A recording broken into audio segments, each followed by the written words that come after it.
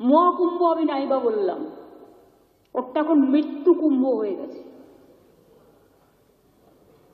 মৃত্যু কূপের মতো। আমি মহাকুম্ভকে সম্মান করি, আমি শ্রদ্ধা জানাই, পবিত্র গঙ্গা মাকে আমি সম্মান করি, কিন্তু প্ল্যানিং না করে এত হাইপ তুলে এত লোকের মৃত্যু বললেন 30 জন, কথাটা কি সঠিক? কত ডেড বডি ভাসিয়ে দিয়েছেন নদীতে?